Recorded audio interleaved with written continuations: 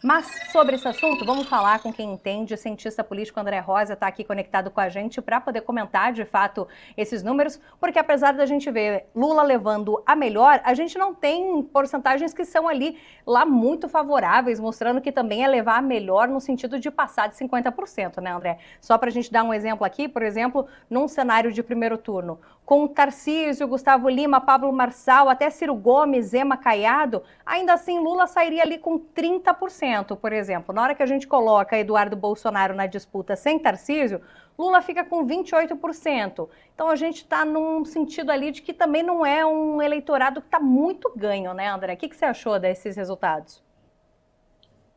Bom, achei que na realidade essa pesquisa, nesse momento, ela não quer dizer nada. Ok. Por quê? Por que eu falo isso? Ela é um recorte, ela é uma amostragem, né?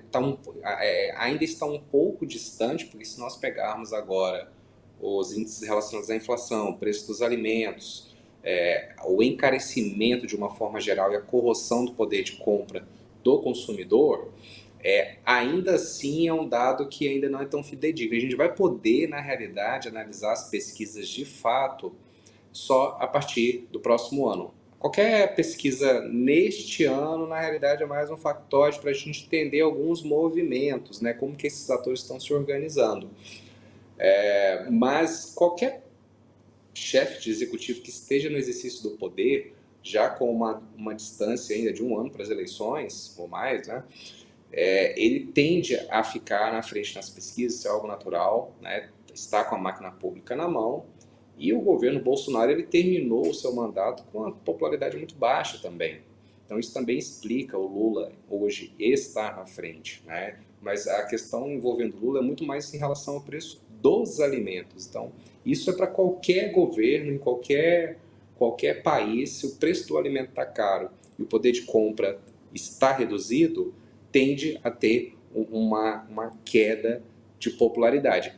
E aí eu vou somar também essa confusão toda em relação ao problema do Pix, que foi uma atrapalhada do Ministério da Fazenda, que realmente não estava nos planos do executivo uma atrapalhada dessa que acontece no Ministério da Fazenda em relação às questões envolvendo o Pix.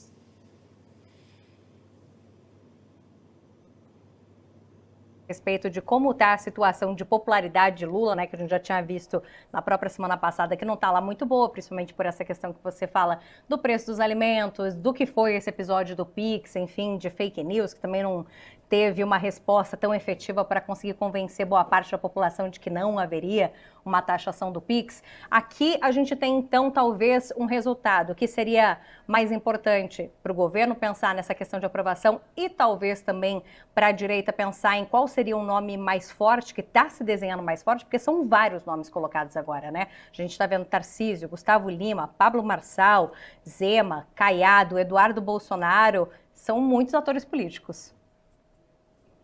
Bom, na realidade, essa fragmentação exacerbada da direita só ajuda o Lula, na verdade. Ele é o maior beneficiário disso tudo. Pablo Marçal é o melhor dos sonhos para o presidente Lula hoje.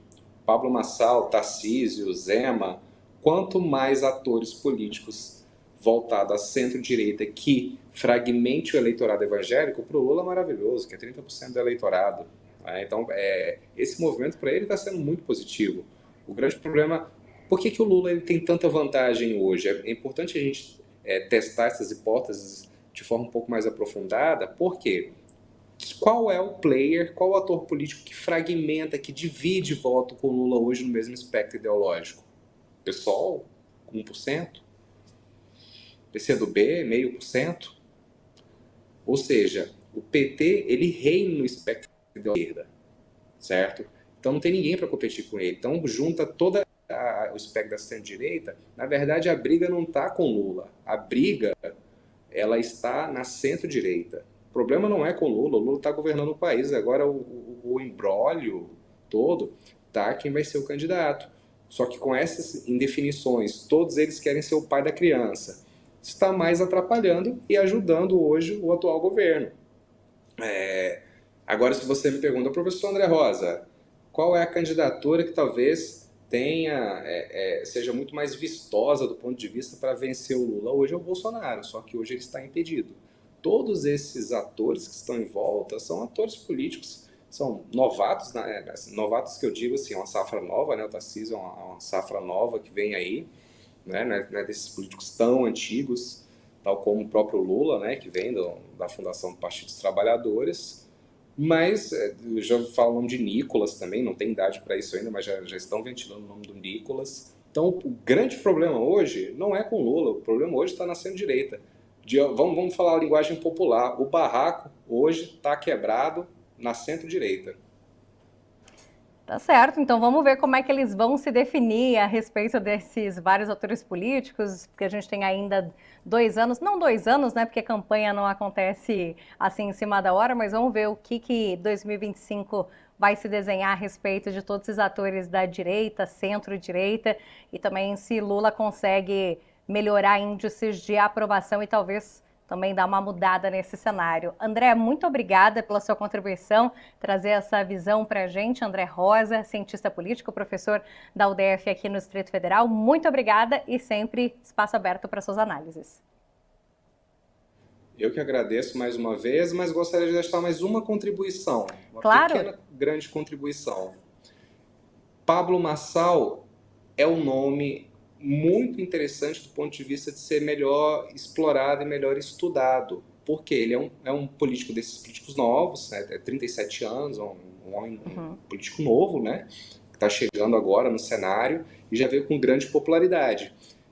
Quando ele entrou na disputa de São Paulo, ele não queria São Paulo, ele queria se projetar para o Brasil. Então, um ator político que merece um pouco de atenção realmente. Vocês trouxeram ele nessas pesquisas, eu achei muito interessante o SBT News trazer essa informação, porque realmente é um ator político que você coloca nas pesquisas que surgiu ali numa eleição municipal e hoje está sendo cotado em várias pesquisas para a eleição presidencial aos 37 anos. Então, é importante olhar um pouco mais de perto esse ator político, certo? Essa é a contribuição. Uma boa tarde a todos. Muito obrigada, professor, mais uma vez. De fato, a gente acompanha ali os movimentos.